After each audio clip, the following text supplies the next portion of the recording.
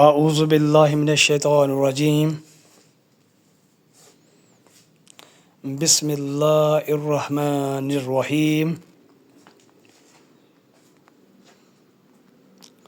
قل رب زدنی علما، اے اللہ میرے علم میں اضافہ فرما، اے اللہ میرے علم میں اضافہ فرما، اے اللہ میرے علم میں اضافہ فرما۔ پاک گرزن ہائر سیکنڈری اسکول ننکانہ صاحب میں آن لائن کلاسز میں خوش آمدید کہتے ہیں۔ سیکنڈری ایئر کے طلباء السلام علیکم۔ آج کا سیشن دوسرے ٹیسٹ کا سلیبس ریویو کے بارے میں ہے، تو آئیے آغاز کرتے ہیں۔ ہمارے سلیبس میں کیا کیا چیزیں شامل ہیں اور ان کو کس انداز میں لے کر چلنا ہے اور تیاری کیسے کرنی ہے۔ جی عزیز طلباء، ہمارے سلیبس میں حصہ نظم میں 3 نظمیں مکمل طور پر شامل ہیں۔ پہلی نعت رسول مقبول ہے، دوسری سراغ رہرو، تیسری آدمی۔ یہ تینوں نظمیں نہایت اہم ہیں۔ ان میں سے 2 نظمیں جو نعت اور آدمی، یہ سالانہ امتحان کے لیے بھی بہت ہی اہم ہے۔ آپ نے ان کی تیاری بہترین طریقے سے کرنی ہے۔ ہر شعر کا مفہوم، اس کے اندر آنے والے امدادی حوالہ جات کو بہترین طریقے سے تیار کرنا ہے، اور ہر شعر کے اندر آپ نے کم از کم 3 حوالے ضرور دینے ہیں، اور اپنی رائے کا اظہار بھی کرنا ہے کہ شاید اس شعر میں ہمیں کیا پیغام دینا چاہتے ہیں۔ جو نظم سراغ رہرو ہے، یہ امتحانی نقطہ نظر سے صرف اس لیے اہم ہے کہ اس کا عام طور پر خلاصہ ہی پیپر میں آتا ہے۔ باقی اگر کسی شعر کی تشریح آ بھی جائے تو پوری کی پوری نظم کی کہانی کو آپ نے اس کے اندر شامل کرنا ہے۔ اور کچھ چیزیں شامل ہیں نظم تغیر کی، اس کے پہلے 3 شعر شامل ہیں۔ یہ احسان دانش کی لکھی ہوئی ہے۔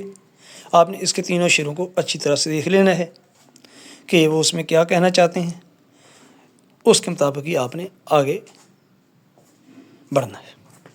جی بیٹا،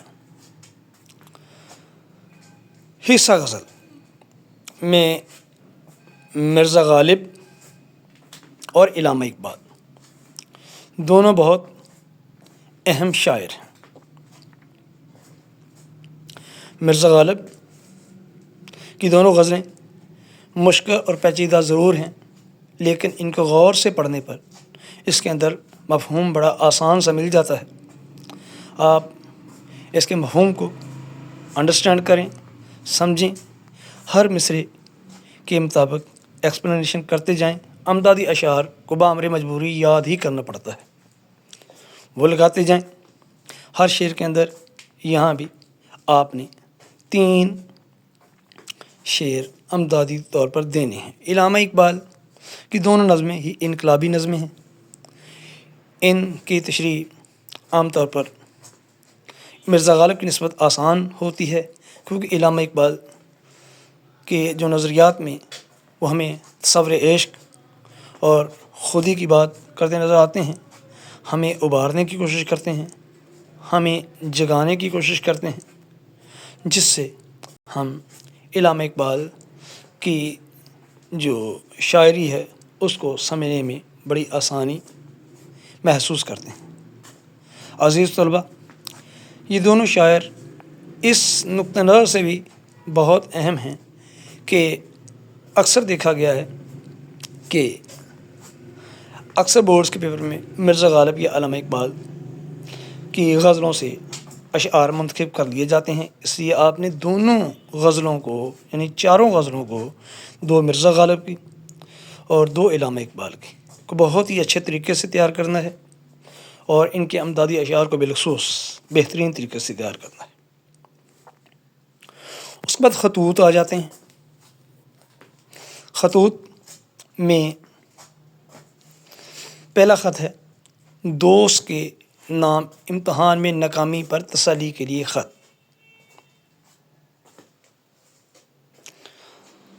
جس میں آپ نے اپنے دوست کو بتانا ہے کہ اگر آپ وقتی طور پر ایک امتحان میں ناکام ہو گئے ہیں تو اس میں آپ نے پریشان نہیں ہونا، بلکہ آپ نے اسے حوصلہ دینا ہے کہ ہر ناکامی کے پیچھے کامیابی پوشیدہ ہوتی ہے۔ دوسرا خط اخبار کے مدیر کے نام ٹریفک کے بڑھتے ہوئے حادثات اور دیگر مسائل کے بارے میں اظہار خیال ہے۔ آج کل ٹریفک کے حادثات میں ویسے بھی بہت اضافہ ہو گیا ہے۔ اس کی وجہ یہ ہے کہ ڈرائیونگ کرتے وقت اکثر ڈرائیور حضرات قوانین کی پابندی نہیں کرتے۔ نوجوان لڑکے شوق میں موٹر سائیکل اور گاڑیاں لے کر سڑکوں پر آ جاتے ہیں، جو کہ حادثات کا سبب بنتے ہیں۔ ایک دوسرے سے آگے نکلنے کی جو جستجو ہے کہ ہم پہلے پہنچ جائیں، یہ بھی حادثات کا سبب ہوتی ہے۔ ان باتوں کو آپ نے اس میں بیان کرنا ہے۔ خط نمبر 3 اخبار کے مدیر کے نام ہم سبھی سرگرمیوں کی اہمیت کے بارے میں آپ نے اس میں ہم سبھی سرگرمیوں کی اہمیت کو بتانا ہے، تمام طلباء کو مخاطب کرتے ہوئے کہ نصاب میں 2 چیزیں ہوتی ہیں، ایک نصاب سے متعلقہ اور ایک نصاب سے غیر متعلقہ۔ ہم سبھی سرگرمیاں وہ ہوتی ہیں جو نصاب سے متعلقہ ہوتی ہیں، جیسے تقریر کرنا، مضمون نویسی کرنا، یہ سب ہم سبھی سرگرمیوں میں آتے ہیں۔ یہ ایک طالب علم کی صلاحیتوں کو نکھارنے میں بہت ہی مددگار ثابت ہوتی ہیں۔ آپ نے اخبار کے مدیر کے نام نصابی سرگرمیوں کی اہمیت کو عیاں کرنے کی کوشش کرنی ہے۔ خط نمبر 4 دوست کے نام کھیلوں کی اہمیت کے لیے خط۔ اس خط میں آپ نے بتانا ہے کہ زندگی میں 2 ہی چیزیں اہم ہوتی ہیں، ایک پڑھائی، دوسرا کھیل۔ جس طرح پڑھائی میں اچھے نمبر لینے سے انسان کو عزت اور توقیر ملتی ہے، اس طرح کھیلوں میں بھی نمایاں کارکردگی دکھانے پر انسان کو وقار ملتا ہے۔ جس طرح پڑھائی بہت ضروری ہے، اس طرح کھیل بہت ضروری ہے۔ کھیلوں کی اہمیت کو عیاں کرنا ہے۔ نیکسٹ خط ہے بڑے بھائی کو حادثے کے آنکھوں دیکھا حال۔ اس میں آپ نے کسی ایک حادثے کو بیان کرنے کی کوشش کرنی ہے جو آپ نے اپنی آنکھوں سے دیکھا ہے، کیسے ہوا، اس میں آپ نے کیا کردار ادا کیا، اور پھر حادثے کا اصل سبب کیا تھا وہ بیان کرنے کی کوشش کرنی ہے۔ نیکسٹ خط ہے اپنے استاد محترم کے نام تعلیم و تربیت کرنے پر شکر گزاری۔ یہ بہت اہم خط ہے۔ آپ نے اس خط میں بتانے کی کوشش کرنی ہے کہ استاد کا جو کردار ہے وہ ایک طالب علم کی زندگی میں بہت ہی اہم ہوتا ہے۔ طالب علم محض ایک خالی سلیٹ کی مانند ہوتا ہے، اس کی زندگی میں سارے کا سارا کردار استاد کا ہوتا ہے۔ اور مزے کی بات یہ ہے کہ ہمیں زندگی میں بہت سے اساتذہ ملتے ہیں، لیکن کچھ اساتذہ ایسے ہوتے ہیں جو انسانی زندگی پر مکمل طور پر اثرات مرتب کرتے ہیں۔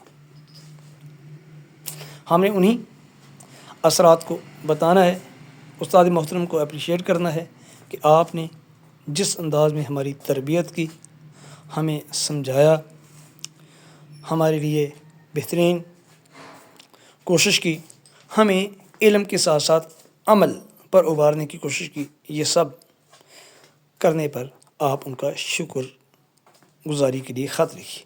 اور آخری خط ہے دوست کو شعر و ادب کی اہمیت کے بارے میں خط۔ یہ خط آپ ایک ایسے دوست کو لکھیں گے جو شعر و ادب کی اہمیت کو نہیں پہچانتا۔ آپ نے انہیں بتانا ہے کہ ادب 2 طرح کا ہوتا ہے، ایک ادب جس میں نثری خزانہ موجود ہوتا ہے، جسے عرف عام میں ہم نثر کہتے ہیں، اور ایک وہ جس میں شعر کا خزانہ موجود ہوتا ہے۔ یہ دونوں ادب ہی بہت اہم ہیں۔ بڑی بڑی کتابیں پڑھنے کا شوق بہت کم لوگ رکھتے ہیں، لیکن چھوٹی چھوٹی غزلیں چھوٹی چھوٹی نظمیں اثر انداز ہوتی ہیں، اس لیے شعر و ادب کی اہمیت کے بارے میں آپ نے اس میں آگاہ کرنا ہے۔ یہ ٹوٹل خط تھے جو ہمارے سلیبس میں شامل ہیں۔ اس کے بعد آپ بیتیاں، آپ کے سلیبس میں 4 آپ بیتیاں شامل ہیں: پھول کی آپ بیتی، قلم کی آپ بیتی، درخت کی آپ بیتی، اردو زبان کی آپ بیتی۔ پھول کی آپ بیتی میں آپ نے آغاز کرنا ہے کہ پھول ہمیشہ ایک بیج سے تخلیق پاتا ہے، بیج کو زمین میں بویا جاتا ہے، وہ بیج ایک ننھی سی کونپل بن کر نکلتا ہے، پھر پھول بن جاتا ہے، پھر پودا بن جاتا ہے، پودے کے اوپر پہلے پھول لگتے ہیں اور کلی بنتی ہے، اس طرح کر کے پھر وہ پھول توڑے جاتے ہیں، پھر اسے مختلف دکانوں پر فروخت کے لیے بھیجا جاتا ہے، وہاں پر کچھ پھول گلدستوں میں کام آ جاتے ہیں۔ اس طرح کر کے وہ ساری کی ساری کہانی آپ نے اپنی ہیلپ بک سے پڑھنی ہے۔ قلم کی آپ بیتی، قلم آج کے دور میں قلم کی کئی جدید شکلیں ہمارے سامنے ہیں، آپ نے ان سب کو بیان کرنا ہے۔ کسی دور میں مور کے پنکھ سے قلم کا کام لیا جاتا تھا، پھر کانوں سے قلم کا کام لیا جاتا تھا، اس طرح کر کے پھر دیگر بہت سی قسمیں آج کے دور میں ہم دیکھتے ہیں ہمارے پاس جو جدید قسم کے قلم آگے ہیں، وہ سارے کے سارے۔ پھر آپ نے قلم کی دیکھنا ہے کہ وہ ہر قلم جو نیا ہوتا ہے اس کی اپنی چمک ہوتی ہے، شائننگ ہوتی ہے، وقت کے ساتھ ساتھ وہ ماند پڑتی جاتی ہے، اور آخر کر کبھی اس کی نب ٹوٹ جاتی ہے، کبھی کوئی چیز، اس طرح کر کے ساری کہانی کو آپ نے اس میں بیان کرنا ہے۔ درخت کی آپ بیتی، درخت کی آپ بیتی، ایک درخت بیج سے شروع ہوتا ہے، پودا بنتا ہے، پھر آہستہ آہستہ وہ درخت بن جاتا ہے، پھر اس پہ پھول لگتے ہیں، پھول پھلوں میں تبدیل ہوتے ہیں، پھر ہر سال اس کی پیداوار بڑھتی رہتی ہے۔ اس طرح کر کے ایک درخت کی ایوریج عمر جو ہوتی ہے وہ 30-35 سال ہوتی ہے۔ آپ نے اس کو بتانا ہے کہ یہ میری زندگی ہے اور میں نے اس زندگی کو اس طرح سے گزارا۔ اردو زبان کی آپ بیتی، اردو پاکستان کی قومی زبان ہے، اس کی آپ بیتی بھی آپ نے اسی انداز میں بیان کرنی ہے۔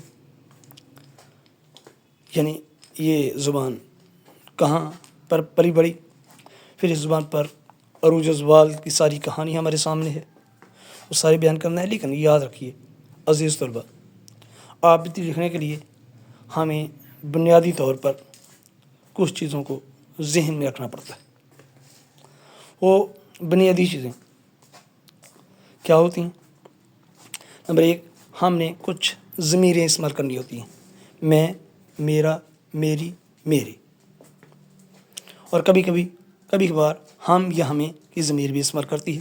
یعنی میں ایک پھول ہوں، میں ایک قلم ہوں، میں ایک درخت ہوں، میں اردو زبان ہوں، سے ہم نے بات شروع کرنی ہے، اور پھر جو بھی کرنا ہے میں، میرا، میری، میرے، مجھے میں رہتے ہوئے ہی اپنی کہانی کو بیان کرنا ہے۔ اس کے بعد مضامین، سائنس کے کرشمے ہمارے سلیبس میں شامل ہیں۔ تعلیم نسواں، برداشت اور رواداری، کسب حلال، یہ 4 مضامین شامل ہیں۔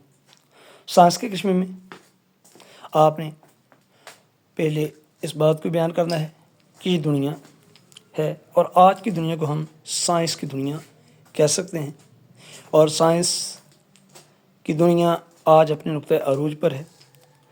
آج ہم سائنس کی بدولت بلب سے لے کر موبائل تک کی چیزیں استعمال کرتے ہیں، یہ ساری کی ساری سائنس کی بدولت ہمارے سامنے آئی ہیں۔ سائنس نے یہ دنیا بدل کر رکھ دی ہے۔ سائنس نے ایسے کارنامے سے انجام دیا کہ ہماری زندگی بہت آسان ہو گئی۔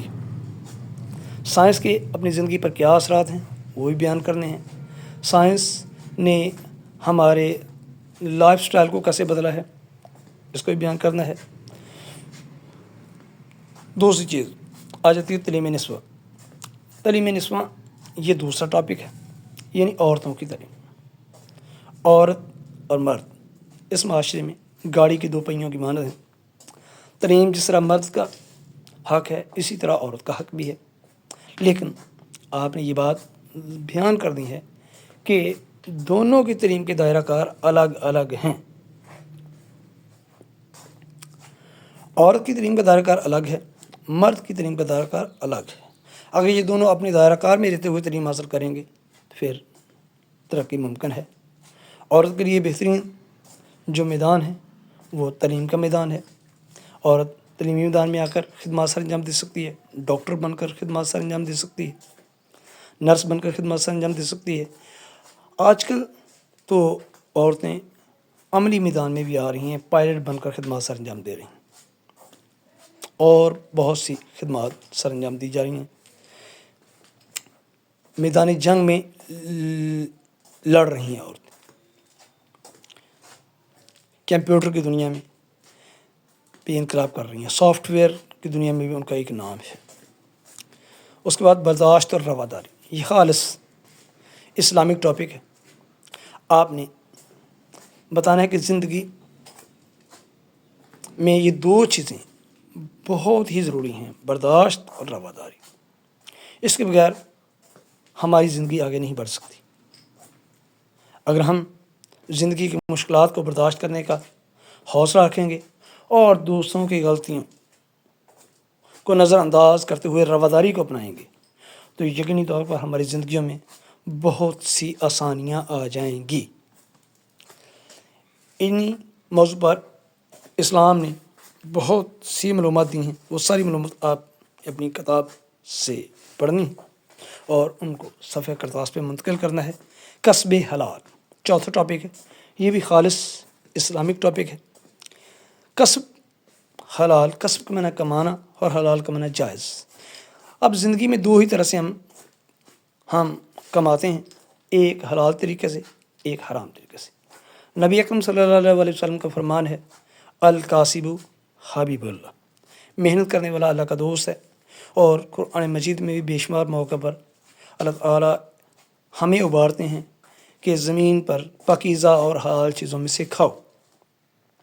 تو گویا زندگی میں کمانا ہر کسی نے ہوتا ہے، لیکن سورس آف انکم آپ کا حلال ہونا چاہیے. اور یہی اس مضمون کا ٹاپک ہے اور آپ نے اسی میں رہتے ہوئے آپ نے مدلل انداز میں مضمون تحریر کرنا ہے. آپ کے مضمون کی جو لینتھ ہے وہ 7-8 پیجز ہونی چاہیے اور ان کے اندر 10 سے 12 کوٹیشنز لازمی ہونی چاہیے. اب حصہ گرامر آ جاتا ہے. حصہ گرامر میں مطابقت اور امدادی افعال آ جاتے ہیں. مطابقت میں کچھ اصول ہیں جو ہمیں اپنانا پڑتے ہیں، جیسے مذکر کے ساتھ مذکر فعل کا استعمال کرنا، مؤنث کے ساتھ مؤنث فعل کا استعمال کرنا. لیکن اگر ایک مذکر ایک مؤنث فاعل آ جائے تو ہمیں کیا کرنا ہے؟ اگر ایک مذکر اور ایک مؤنث فاعل آ جاتا ہے تو ہمیں فعل ہمیشہ جمع کا استعمال کرنا ہے، جیسے ماں بیٹی، ماں بیٹا چلے گئے. اسی طرح اگر دونوں مذکر فعل استعمال ہو رہے ہیں، باپ اور بیٹا چلے گئے، باپ بیٹا چلے گئے. اس طرح کے کچھ بنیادی اصول ہوتے ہیں، وہ آپ نے ان کا مطالعہ کرنا ہے اور ان کو ذہن میں رکھنا ہے. امدادی افعال. امدادی افعال کی ہم ڈیفینیشن دیکھتے ہیں. ایسا فعل جو اصل فعل کی مدد کرے اور امدادی فعل کہلاتا ہے. اردو میں مستعمل اہم امدادی افعال درج ذیل ہیں: آنا، جانا، کرنا، پڑھنا، چاہنا، ڈالنا، رہنا، دینا، پانا، بیٹھنا، رکھنا، لگنا، سننا، ہونا، اٹھنا، چکنا، لینا، چلنا، سکنا، نکلنا وغیرہ۔ اب اس کو سمجھنے کے لیے ہم نے دیکھنا ہے کہ کیسے استعمال کرتے ہیں۔ مثال کے طور پر لفظ جانا، اس کی پہلے ہم نے کنڈیشن دیکھنی ہے، 3 پریزنٹ کی اور 3 پاسٹ کی اور ایک فعل امر کی۔ جیسے جاتا، جاتی، جاتے پریزنٹ کی ہو گئی، گیا، گئی، گئے پاسٹ کی ہو گئی، اور جاؤ فعل امر ہو گئی۔ اب پہلا جملہ دیکھیے، مجھے کراچی جانا ہے۔ جانے لفظ کو ہائی لائٹ کیا گیا ہے، جانا کے پیچھے کراچی ہے، کراچی ایک ناؤن ہے، تو لہذا یہ جملہ ٹھیک نہیں ہوگا۔ مجھے 8 بجے جانا ہے، جانا کے پیچھے 8 بجے کا ذکر ہے، یہ بھی جملہ ٹھیک نہیں ہوگا۔ یہاں سے چلے جانا، جانا کے پیچھے چلے کا لفظ آ رہا ہے جو کہ بذات خود ایک ورب ہے، اور چلے جانا، چلے سے چلنا، تو یہ والا ہمارا جملہ ٹھیک ہوگا۔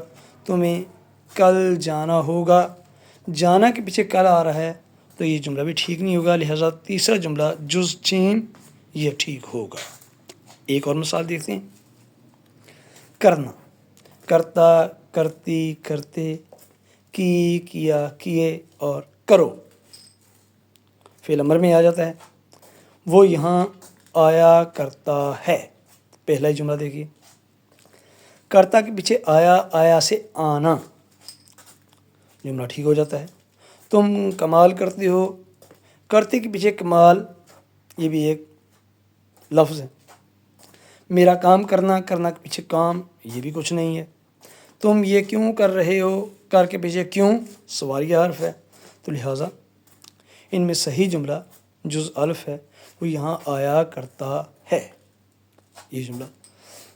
اب لاسٹ پہ آپ کے حصہ نثر میں جو اسباق شامل ہیں اس میں آپ نے کرنے ہیں ان کے خلاصہ جات تیار کرنے ہیں، اور خلاصے کے لیے آپ کی جو لمٹ ہے وہ ذہن میں رہے کہ وہ تقریباً 2 سے 2.25 پیجز ہوتی ہے۔